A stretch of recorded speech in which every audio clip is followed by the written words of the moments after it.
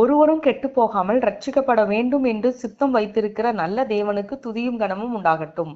இந்த நாள் ஜெபிக்க வேண்டிய ஆதார வசனம் கொலோசியர் 1:23. சுவிசேஷம் வானத்தின் கீழ் இருக்கிற சகல சிருஷ்டிகளுக்கும் பிரசங்கிக்கப்பட்டு வருகிறது. அதற்கென்றே நான் ஊழியக்காரன் ஆனேன். துதிப்பதற்கு யாக்கோபு 5:19 மற்றும் 20. உங்களில் ஒருவன் சத்தியத்தை விட்டு விலகி மோசம் போகும்போது மற்றொருவன் அவனை திருப்பினால், தப்பிப்போன மார்க்கத்தினின்று பாவியை திருப்புகிறவன் ஒரு ஆத்துமாவை மரணத்தினின்று ரட்சித்து திரளான பாவங்களை மூடுவான் என்று அறிய கடவன். ஆண்டவராகிய இயேசு கிறிஸ்துவின் விலையேற பெற்ற இரத்தத்தால் மீட்பை பெற்ற நமக்கு கர்த்தர் பிரதான கட்டளையை கொடுத்திருக்கிறார். அதாவது நாம் பெற்ற ரட்சிப்பின் சந்தோஷத்தையும் இரட்சகராகிய கிறிஸ்துவை குறித்த நற்செய்தியையும் பாவத்திலும் சாபத்திலும் பிசாசின் அடிமைத்தனத்திலும் கட்டப்பட்டிருக்கிற ஜனங்களுக்கு அறிவித்து இருளில் இருக்கிற அவருக்கு இயேசுவின் வெளிச்சத்தை பரவ செய்ய வேண்டும் என்பதே. சுவிசேஷம் என்னும் நற்செய்தியை அறிவிக்கிறது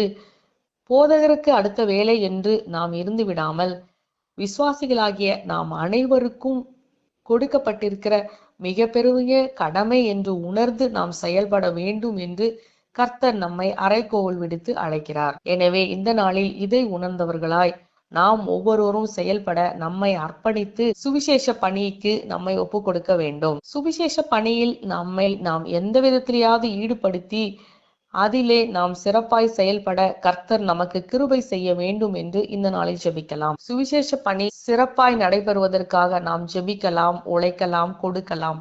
இது போன்ற ஏதாவது ஒரு பணியிலே நாம் நம்மை இணைத்து கொண்டு செயல்பட்டு கர்த்தர் நமக்கு கொடுத்த ரட்சிப்புக்கு நன்றி அறிதல் உள்ளவராய் இருக்கும்படி கர்த்தருடைய கரத்தில் நம்மை ஒப்பு கொடுத்து ஜெபிக்கலாம். துதிக்க வேண்டியது ஒரு பாவியை நித்திய அழிவிலிருந்து மீட்டு சத்தியத்துக்கு நேராய் நடத்தி அவருடைய ஆத்துமாவை மரணத்திற்கு தப்புவிக்கிற மாபெரும் ஊழியத்தை கர்த்தர் நமக்கு தந்திருக்கின்றபடியாலும், நாம் செய்கிற கிரியைக்கு தக்க பலனை கர்த்தர் தர உண்மையுள்ளவராய் இருக்கின்றபடியாலும் நாம் அவரை மனதார நன்றியோடு ஸ்தோத்திரிக்கலாம்.